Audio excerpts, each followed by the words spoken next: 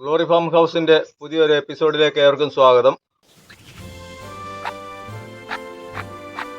ഇന്നത്തെ വീഡിയോയിൽ നമുക്ക് പറയാൻ പോകുന്നത് ആമ്പൽ അല്ലെങ്കിൽ താമര എങ്ങനെ നല്ല രീതിയിൽ നടാം എന്നുള്ളതാണ്. ഓൾറെഡി നമ്മൾ അത്ര ഒരു വീഡിയോ ചെയ്തിട്ടുണ്ട്.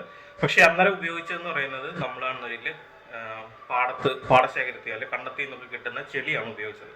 അപ്പൊ ധാരാളം ക്വസ്റ്റ്യൻ ഉണ്ട്. കാരണം ഈ ചെളി ലഭിക്കാത്ത സിറ്റിയിലൊക്കെ താമസിക്കുന്നവർക്ക് ഈ ഒരു ആമ്പൽ അല്ലെങ്കിൽ താമരയെ വളർത്തുന്ന സമയത്ത് അവർ എങ്ങനെ നടും, ഏത് മണ്ണ് ഉപയോഗിക്കും എന്ന് ധാരാളം സംശയമുണ്ട്.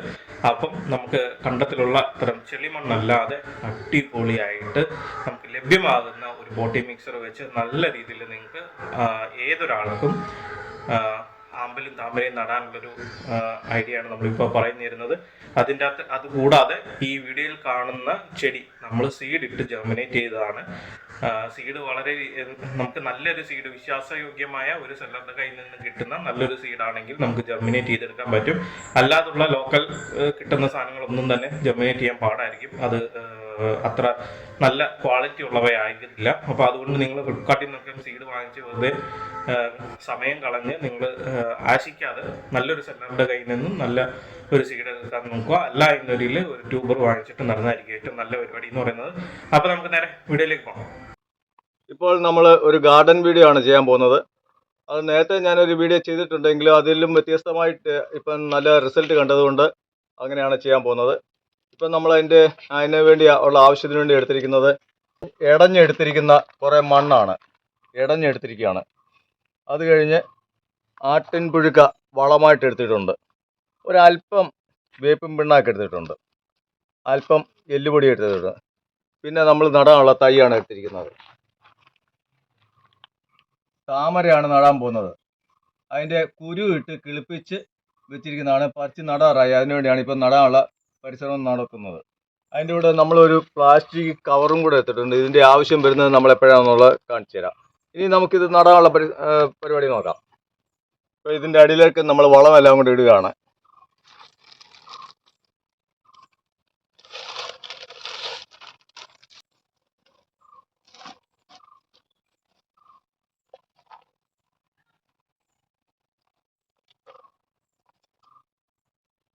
ഈ വളമെല്ലാം കൊണ്ട് നമ്മൾ ഇങ്ങനെ ഇട്ട് കഴിഞ്ഞു.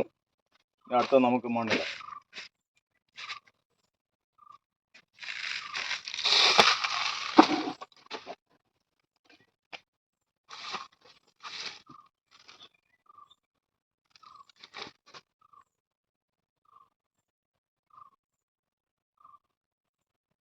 നമ്മൾ ആവശ്യത്തിനുള്ള മണ്ണിട്ട് കഴിഞ്ഞു.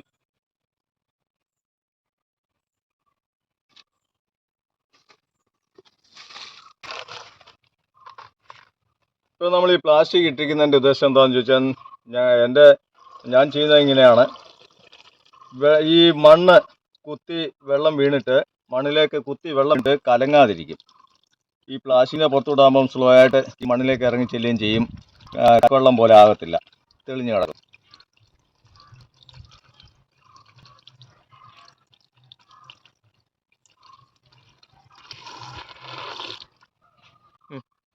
നമ്മൾ കുറച്ച് വെള്ളം ഒഴിച്ചൊന്ന് മണ്ണെല്ലാം നനച്ചിട്ടുണ്ട്. ഇനി നമുക്ക് തൈ നട്ടിട്ട് വരാം.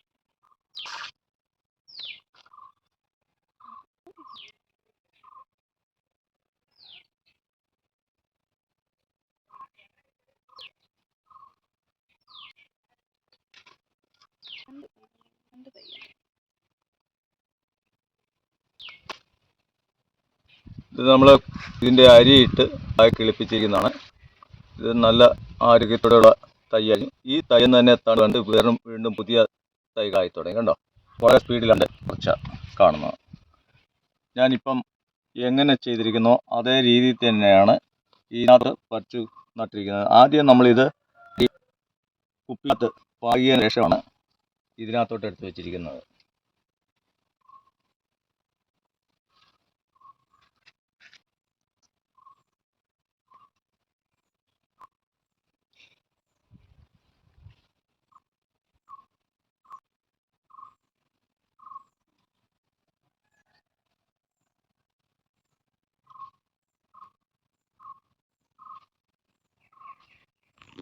ഇനി നമുക്കിതിലേക്ക് വെള്ളം നിറച്ചു കൊടുക്കാം.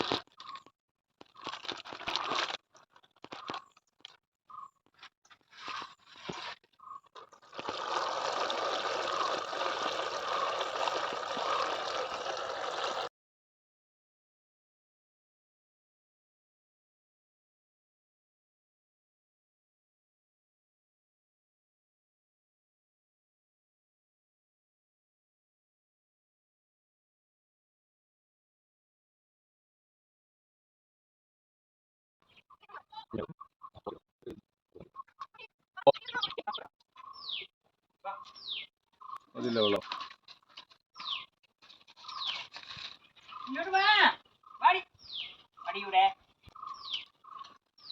പോരെ.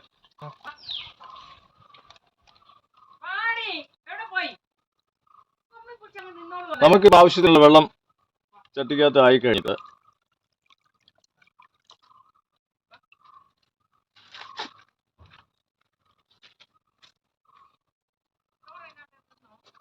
ഈ പൊടിയായിട്ടുള്ളതെല്ലാം കൂടെ കുറച്ച് കോരിക്കളഞ്ഞാലേ വൃത്തിയായിട്ട് കിടന്നുള്ളല്ലോ.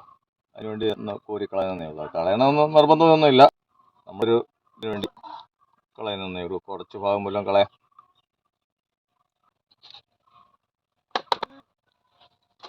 നമ്മുടെ ഗപ്പിയാണിത്.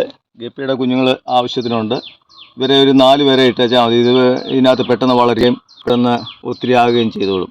അതുകൊണ്ട് ഒത്തിരി ഇടേണ്ട കാര്യമൊന്നുമില്ല. 4 ഇട്ടേച്ചാൽ മതി. നമുക്ക് ഗപ്പിയുടെ കുഞ്ഞുങ്ങൾ വേറെ ഉണ്ട്, ടാങ്കിലുണ്ട്. ആ ഗപ്പിയുടെ കുഞ്ഞുങ്ങളെ കൂടെ ഒന്ന് കാണിച്ചു തരട്ടെ.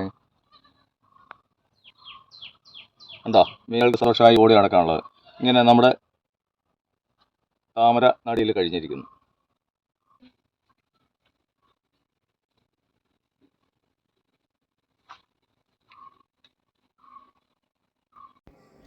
ഈ കാണുന്ന ആമ്പലും നമ്മൾ ഇതേ രീതിയിൽ തന്നെ നട്ടിരിക്കുന്ന ഒരു ചെടിയാണ്. നല്ല രീതിയിൽ തന്നെ അത് ഗ്രോത്തും ഉണ്ട്, അതേപോലെ തന്നെ ഫ്ലവറും ഉണ്ട് കേട്ടോ. അപ്പോൾ നിങ്ങൾക്ക് ഈ ഒരു വീഡിയോ ഇഷ്ടപ്പെട്ടു എന്ന് കരുതുന്നു. ഇത്തരം കാർഷിക സംബന്ധമായ ഗാർഡൻ സംബന്ധമായ വീഡിയോകൾ മലയാളത്തിൽ ലഭിക്കുന്നതിന് ഗ്ലോറി ഫാം ഹൗസ് എന്ന് പറയുന്ന ഞങ്ങളുടെ യൂട്യൂബ് ചാനൽ സബ്സ്ക്രൈബ് ചെയ്യുക. തൊട്ടടുത്തുള്ള ബെൽ ഐക്കണോട് പ്രസ് ചെയ്യുക.